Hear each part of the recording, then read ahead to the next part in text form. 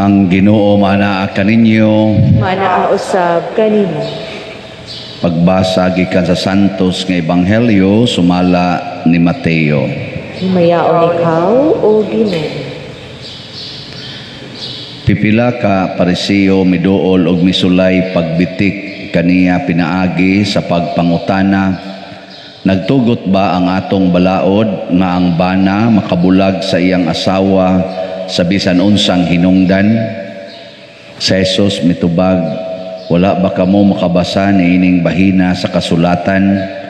Sa sinugdan ang Dios naghimo kanila nga lalaki ug babae ug miingon, tungod niini ang lalaki mobiya sa iyang amahan ug inahan ug mutipon sa iyang asawa ug silang duha mahimong usa. Busa dili na sila duha kundili usa lamang. Tungod niini kinahanglan nga dili bulagon sa tao ang gihiusa sa Dios. Ang mga Pariseo nangutana kaniya, kung mao kana nganong nagtugot man si Moises nga ang bana mosulat sa iyang asawa og pahibalo sa pakigbulag ug siya makabulag na kaniya? Sa Jesus mitubag, mitugot si Moises kaninyo sa pagbulag sa inyong asawa, kay kamo gahi magulo. Apan dili gayud kini mao sa sinugdan. Busa sultihan ko kamo nga bisag kinsa nga mobulag sa iyang asawa nga wala magluib kaniya, makapanapaw kung siya magminyog lain. Ang iyang mga tinun-an miingon kaniya, kung mao kini ang mahitabo tali sa bana ug sa asawa, maayo pagdili na lang magminyo. Sa Jesus mitubag, kining maong pagtulunan dili alang sa tanan, kundili alang lamang niadtong gihatagan sa Dios niini. Kay may nagkalain-laing mga katarungan nganong dili makaminyo ang ubang mga tao. May dili gayud makaminyo kay na tao nakapudang daan, ang uban dili makaminyo kay gikapnan man sila sa mga tao. Ang uban dili makaminyo tungod sa gingharian sa langit. Siya nga makahimo padawatan ining akong gitudlo. Ang Ebanghelyo sa Ginoo. Daygon ikaw o Kristo.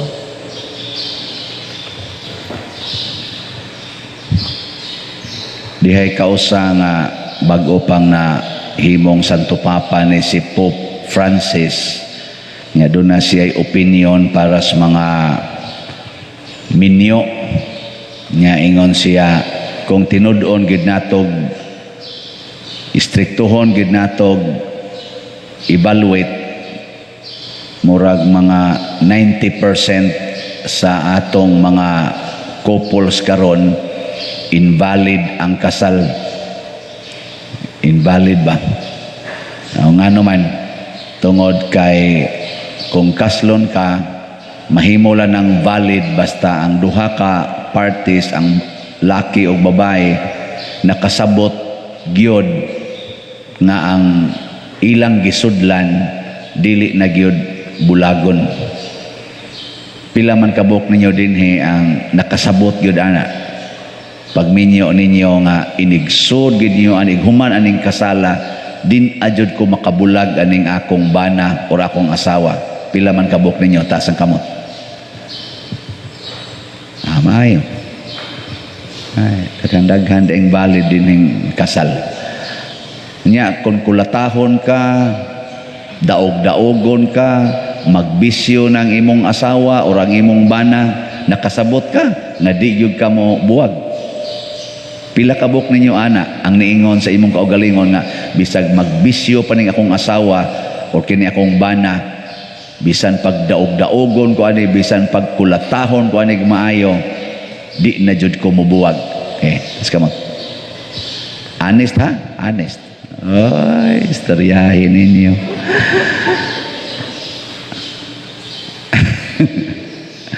Kasagaran gid nato dayog ingon, sus, dili pa lang tungod sa mga anak, dili pa lang uwaw, dili pa lang tungod sa mga tao nga nanambong sa among kasal, di pa lang yun uwaw, ana ba? Amo na dito sa Amerika o sa ubang mga nasod nga dato, din aman uwaw nga mag-divorce, divorce na yun. Accepted naman, kaya na may balaod, divorce na yun. Mao na, diri sa panahon ni Jesus, nahimo sa na nilang balaod ang divorce. Pero si Kristo, iyang gibalik. Insa sa mga sinugdanan, ani. Ang Ginoo may naghiusa ninyo. Di man ang bana mo ay nakighiusa lang siyang asawa. Ang Ginoo may naghiusa. Pananghid sa Ginoo, paminawag unsay mindset sa Ginoo. O niya kay ang Ginoo di ay ang iyang gihiusa, kinahanglang dili man buwagon sa tao. Mao na diha. Pero unsa may makabuwag kun magluib. Sa ato karong simbahan, kanang word nga pagluib gibutangan na og kondisyon. Kay na may usahay mo ingon ka, nagluib man siya pader, buwagan na nako. Kay nagluib naman. Dili na mao. Ang pagluib kinahanglan gasugod before and during marriage. Kana bang sawap amo maminyo nagluib na siya, gitawag deceit ba, kanang pangilad ba nya panahon sa inyong kasal, nangilad gyapon na siya. Pragod anang imong bana maingon, ang saman imo ba ning higugmaon o padre nya to ade didtoy gipaanakan nya wa nya gisulti nimo nga naa siya gipaanakan o iyang gimintin hangtod mo na minyo. Deceit man na.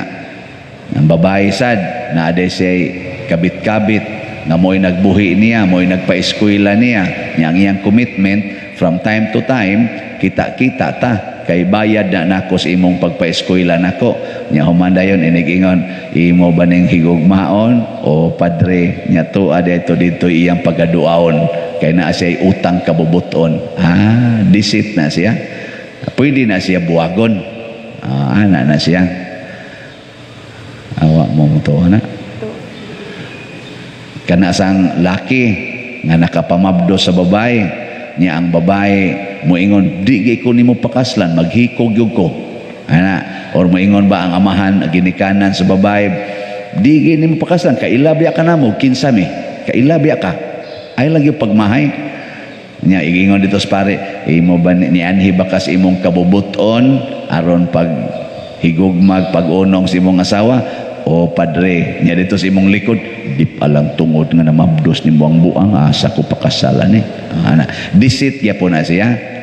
Sa imo bang diri ba nauna mo na makapahimong invalid mo na daghan mang mga taong naingon ana mo buta na dinhi sa atong parokya og naay mo duol nako pader magpakasal ni unsa man no say rason mabdos na manggod pader o nyag dili pa ni mabdos mo pakasal ka, dili pagid unta pa der, adi ta mo kaslon. Anaon na ako pagsulti. Nganong magpakasal mo tungod kay mabdos na siya, nga pwede ra man ginagdili pakaslan usa. Basig na pugos lang ka ana. Ug maunay kasagaran karong rason nga gusto silang mag annulment kay naman tay declaration of nullity sa simbahan. Ang atong simbahan na ay gitugot nga declaration of nullity. Unsa may kalainan ana sa divorce? Kay ba mo, what is the difference between divorce and declaration of nullity? Mo kay ba no? Mo parehata. Di ay kamao ko ana kay canon lawyer ko ni, eskwela ko canon law. Ang kalainan, ang divorce valid ang marriage, unya gi-invalidate due to legal matters or basis. So gi-invalidate due to legal or whatever case. Pero valid ang marriage. Ang annulment, ang declaration of nullity, gideklarar lang sa simbahan nga ang maong kaminyoon depiktuso gikan pa sa sinugdanan. Murabag later on gideclare lang sa simbahan, gitabangan lang sa simbahan nga madeklarar, mapruibahan nga kining inyong kaminyoon invalid ni tungod kay ang consent sa matag usa dili tinaw, dili sincere. Na siya. Tutok mo muna ko. Unya, sayo na siya, dili. Angayan bang makigbuwag o dili? Bisagi daog-daog na ka, di gyapon ka makigbuwag. Nya, wa masad mo'y anak. Saman, makigbuwag, dili. Gamay kayo ni tubag. Dili. Dili, yun. Kaya nga naman, pagkanindot anang makatuman ka sa imong saad sa Ginoo, malipay magita matuman nato atong saad sa tong isig katao, unsa da ka ang imong saad sa Ginoo matuman nimo, kanindot ana. Ako kung mamatay ko isip pare, nya wa gyud koy panagsara. Nya makatuman jud ko ana. Kalipay ana.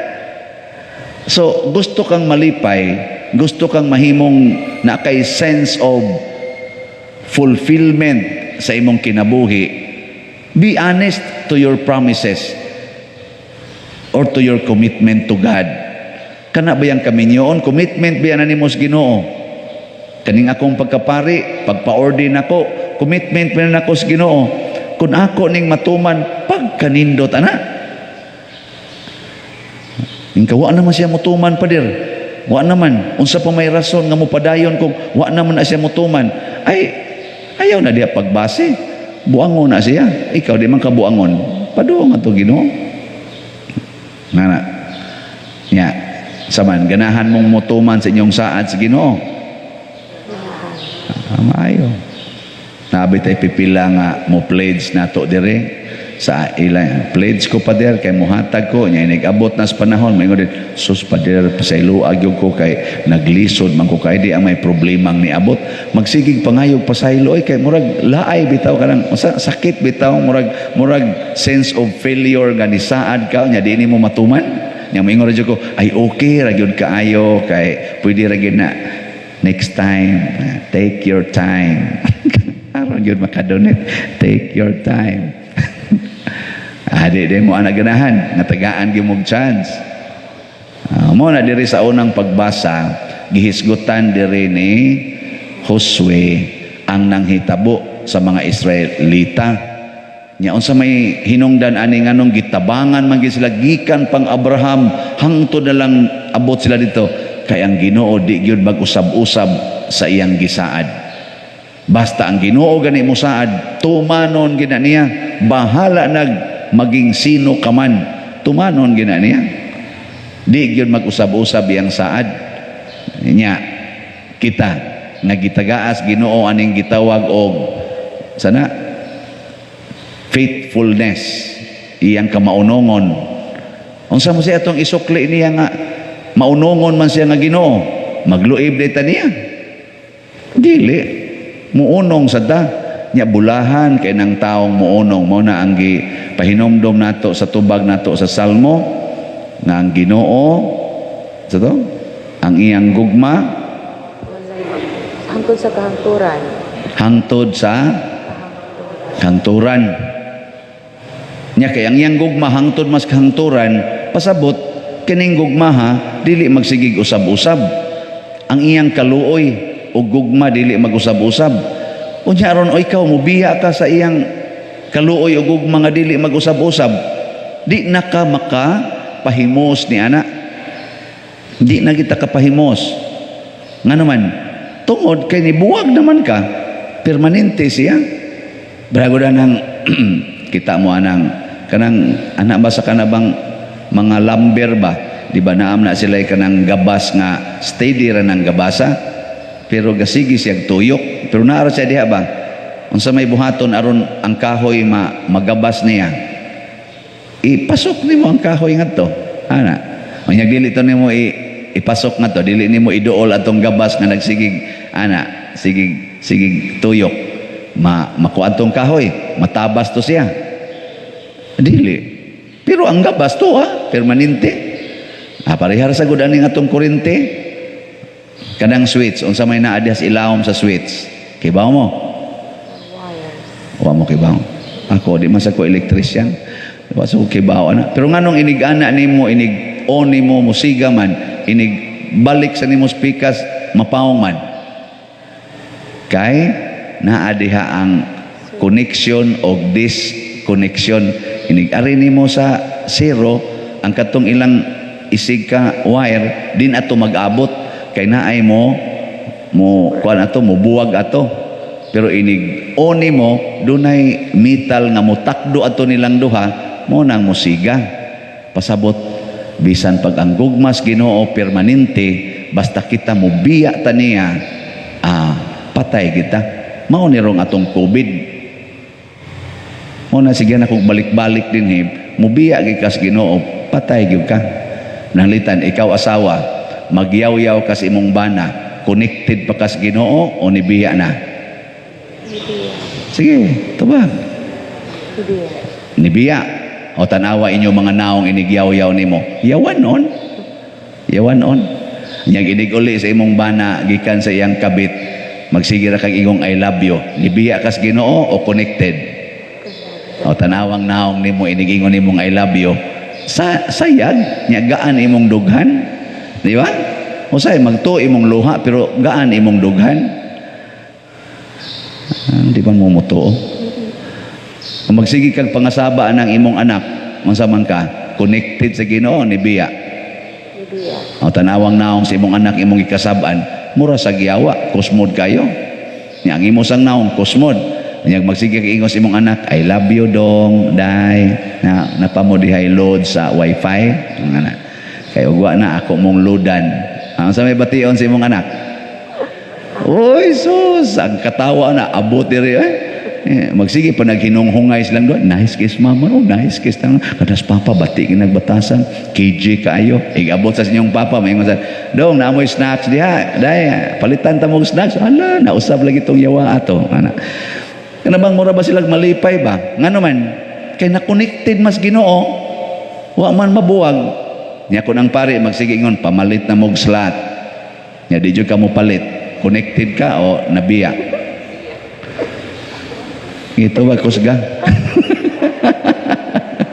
Ano ba sige tag-announce?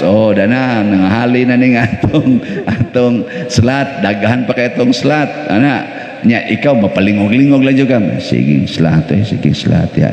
Mga lawat lang mi, dili mi anang slot. Unsa man ka, na connected ka o nabuwag?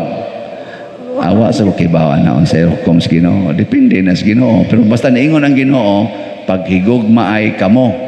Nyag nahigugma gani ka, muhatag man gyud ka. Nya sige tag-announce dinhi, wa man ka muhatag. Ni sato pa, wa ka connected. Pero pasalamat nga daghan na kay na-connected karon. Dako na bitag halin karon nagmisa maron dito sa Kapilinha siguro. Karon kay every 13 ba na of the month. So ang atong halin ni abot na biyag 583 slots. Daghan na kayo. Pero ubay-ubay pa nahibilin. Pero di na 29,000, 28,917. Us na. Sunod semana ani huigo sa nigpabalit. Kamo mausab sa nang inyong desisyon. Pamalit sad mo, hawa na. Horot dayon ni sunod semana. Kadaghang taos kalibutan.